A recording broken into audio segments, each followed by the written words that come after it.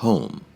I was born in St. Louis, Missouri, but from the age of 3, I grew up in Stamps, Arkansas, with my paternal grandmother, Annie Henderson, and my father's brother, Uncle Willie, and my only sibling, my brother Bailey. At 13, I joined my mother in San Francisco. Later, I studied in New York City. Throughout the years, I've lived in Paris, Cairo, West Africa, and all over the United States. Those are facts. But facts to a child are merely words to memorize. My name is Johnny Thomas. My address is 220 Center Street. All facts which have little to do with the child's truth. My real growing up world in Stamps was a continuous struggle against a condition of surrender. Surrender first to the grown-up human beings who I saw every day, all black and all very, very large. Then submission to the idea that black people were inferior to white people who I saw rarely.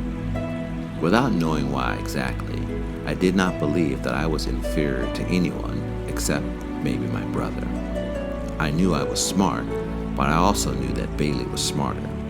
Maybe because he reminded me often, and he even suggested that maybe he was the smartest person in the world.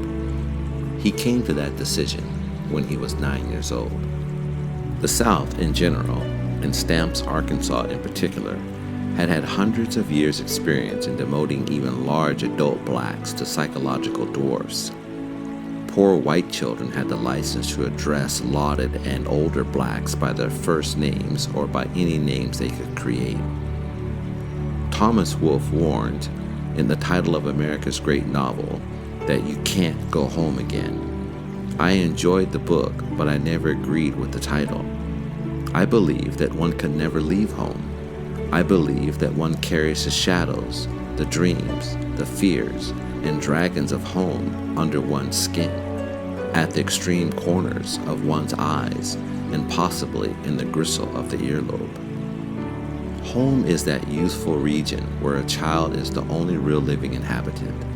Parents, siblings, and neighbors are mysterious apparitions who come, go, and do strange, unfathomable things in and around the child, the region's only enfranchised citizen.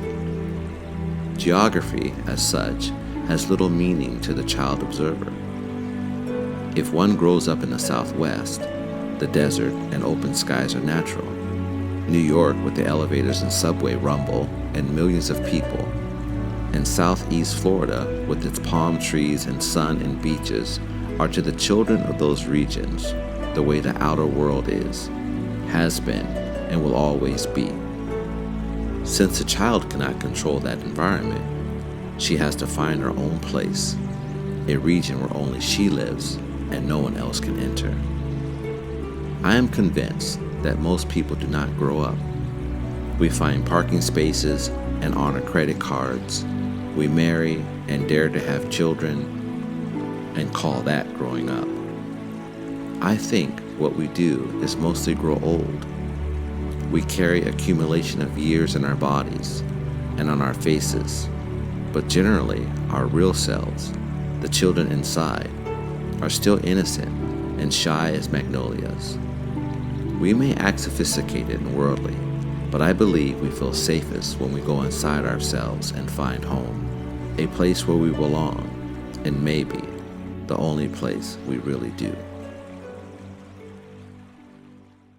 You've been listening to Keita read Letter to My Daughter by New York Times bestseller Maya Angelou. She shares her path to living well and with meaning in this absorbing book of personal essays, dedicated to the daughter she never had but sees all around her. Letter to My Daughter transcends genres and categories: guidebook, memoir, poetry, and pure delight.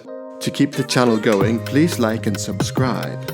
Go to the description and our channel page for information on how to purchase books from our affiliate links. This is James. Keita and I thank you for listening.